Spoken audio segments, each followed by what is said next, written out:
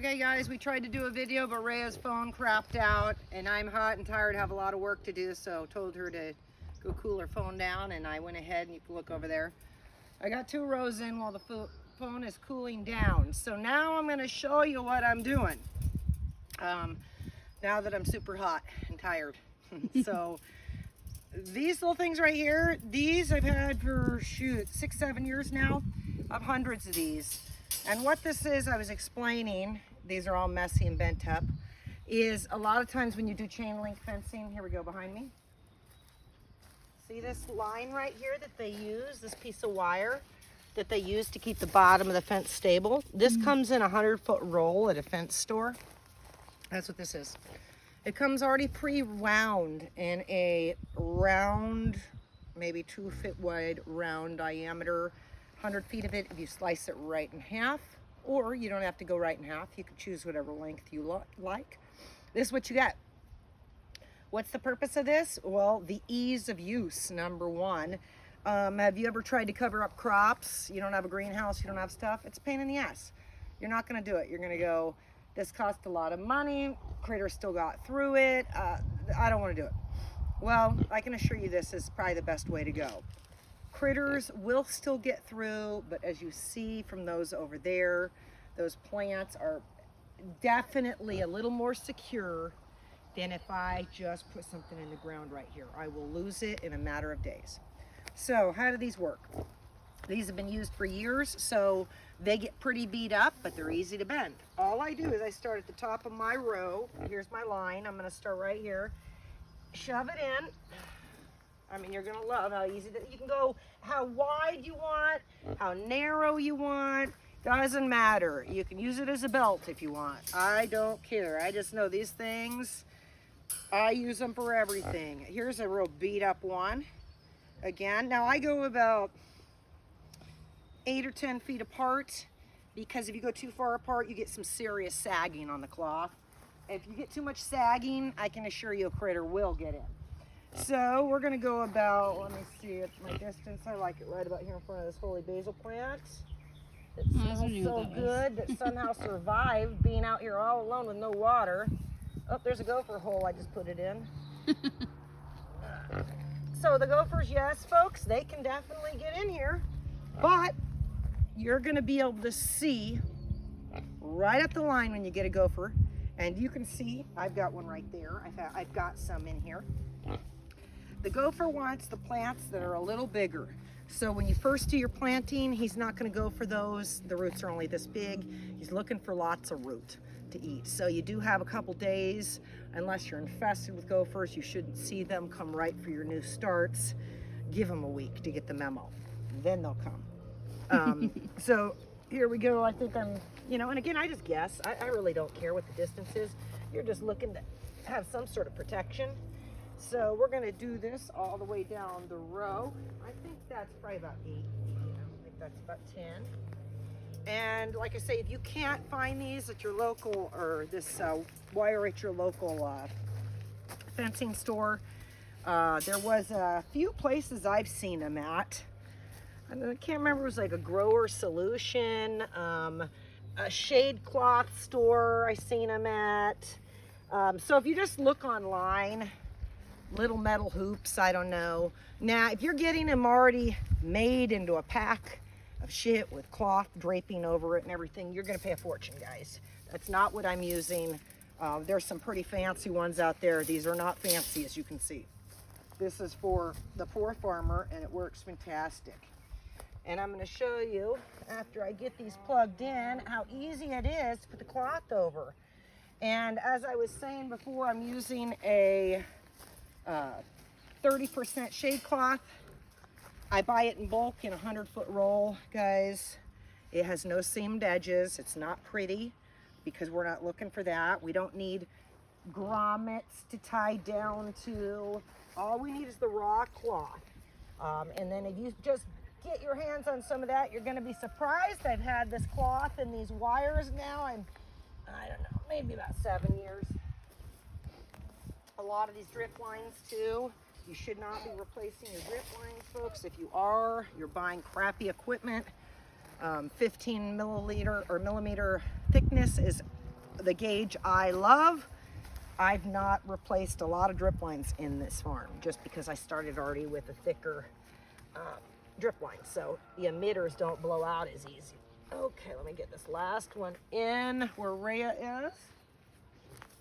And I've already laid the shade cloth down, you can kind of see. I've already stretched it to length, so always make sure you stretch out your stuff and you've got enough length. You don't want to start putting this in and find out you only had enough for half the row and you planted it, and then when you planted it, it all got eaten. The way to have a little success is to have that plan thought out. Okay, now we're gonna drape it over here and I'll show you how I do it with just two of these, I think they're called lawn staples. Sorry, my back's towards you guys. I put them somewhere here just so I could look for them. There they are. Just so I can make it hard on my eyes. Okay, so here they are. I buy these in boxes of 500. You can't have enough of those. That's what I think a lawn staple or yard staple looks like. So when I come up here to the cloth, what I first do at the end is I just bunch it. And I would have your cloth set up before you guys even start planting like I do, so you can ensure safety of the plants right at the get-go. So this is 6-foot cloth.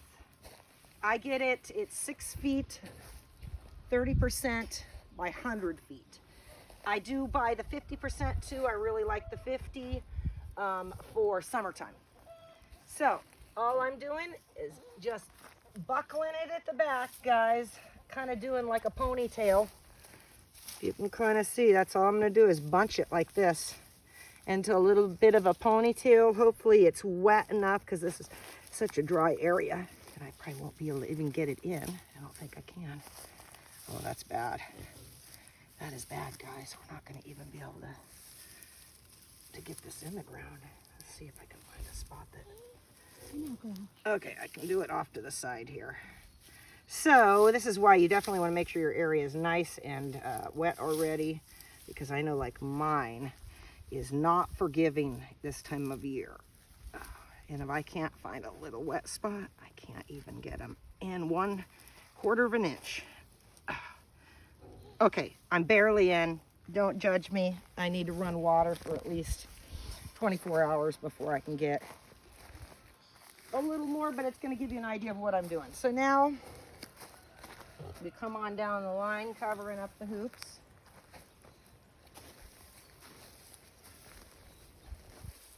And you can see I've got some rips.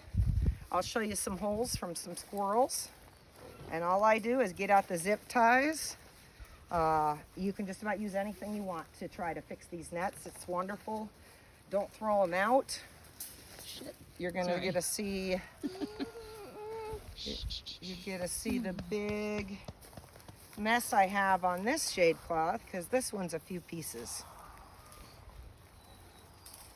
So here's an example. This is a couple pieces you can see. See all the zip ties here? Here's the other piece. I just need to zip tie a few more, but for now, this is going to be just fine to get the video going. But, like I say, do not throw the stuff out. True farmers reuse and repurpose.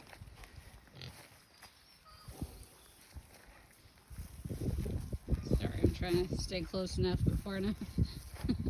Oh, there's a big squirrel hole. There's what the squirrels do. So that's what a squirrel will do. Very easy to come in with zip ties and fix the hole. Trust you and me, it was discouraging for him. So not having that, can you imagine what he would have done? So again, it's all about discouraging them is all we're trying to do. And even though this piece looks like crap, I'm going to stretch it over here and kind of show you guys, despite it needing a few repairs. Just keeping my phone in the shade because it's getting a little angry. Okay, so, and then all we do, now you have to imagine, so on these other rows, it's a good solid piece. This one I need to go get some zip ties, but all I do is I start pulling on the lower bottoms here. Keep getting that tension on there. Get that over there. think that is the tension I want, and then I'll be able to come in and fix those holes, like I say, just with some really simple zip ties. You don't have to use a lot of time and energy on this. My soil's very dry. Let's see if I can get this guy in. This is softer down here. There we go. Okay, so now this side you can see looks quite nice, even though, yes, I have some repair spots here. Again, if you use this cloth, you will be dealing with these also. Just expect to see things like this. It's all part of the game, but I can assure you, you're gonna have some great plantings in here, and you are not gonna have all your crops eaten and chewed up by the critters. So get yourself some cloth. Don't go real thick on thickness, remember guys.